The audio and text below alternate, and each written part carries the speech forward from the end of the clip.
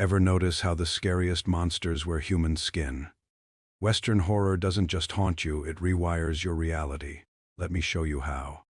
Take Rosemary's Baby. That final crib scene isn't terrifying because of the demon child's eyes. It's because every woman recognizes that moment when helpful neighbors cross the line from concern to control. The real horror? Discovering your safe space has been a cult's altar all along. Here's the brutal truth. Western horror weaponizes your trust. In Hereditary, the cult didn't need magic spells, they used grief-stricken mothers and sibling rivalries as ritual ingredients.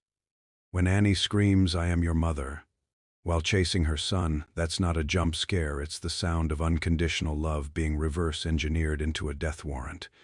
Let's talk about the Babadook. That creature isn't under your bed, it's in your DNA, the genius twist. The monster grows stronger when you acknowledge it. Mirroring how trauma festers when we obsess over pain, Western horror doesn't just show you monsters. It holds up a funhouse mirror to your coping mechanisms. Now consider Midsummer, daylight horror works because it exposes our collective denial. Those flower crowns and pagan rituals aren't the threat, they're just packaging. The real atrocity. Recognizing the cult's communal healing as warped reflection of our own Instagram-era loneliness. When Donnie smiles through tears at the burning temple, you're not watching fiction, you're seeing the logical extreme of toxic positivity. Here's where Western horror outsmarts us all. It hijacks sacred symbols. The crucifix in The Exorcist doesn't fail because Regan is powerful. It fails because our faith in institutions had already cracked. Notice how modern horrors like St. Maud feature self-made martyrs. That's no accident. When organized religion crumbles, personal delusion becomes the new scripture. Let's dissect the ultimate trick, the Sinister tapes. Those grainy home videos aren't scary because they're violent. They're terrifying because they exploit our deepest technological fear, that every device we own is a potential snuff film archive. Every iPhone parent filming a birthday party is one glitch away from becoming Mr. Boogie's cameraman. But here's the grand revelation. Western horror's true villain is language itself. In The Witch, when Black Phillip whispers, "Wouldst thou like to live deliciously?"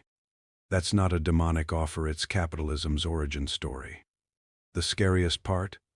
You realize puritanical fear of witches mirrored their terror of women who rejected societal scripts. Centuries later, we're still trapped in those word games. Every Karen meme and boss babe hashtag is just Salem to .o.s. So why does this genre endure? Because every zombie horde is really a strike force against late-stage capitalism. Every vampire symbolizes aristocratic bloodsucking. Every haunted house, a foreclosure notice dressed as folklore. Final truth, you don't escape Western horror, you survive it by decoding its metaphors. When you next watch a horror film and feel that chill, don't check your locks, check your blind spots. That flicker in your peripheral vision isn't a ghost. It's the part of yourself you buried alive, clawing its way back through the screen. Still think it's just entertainment. Look at your trembling hands. That's the real jump scare.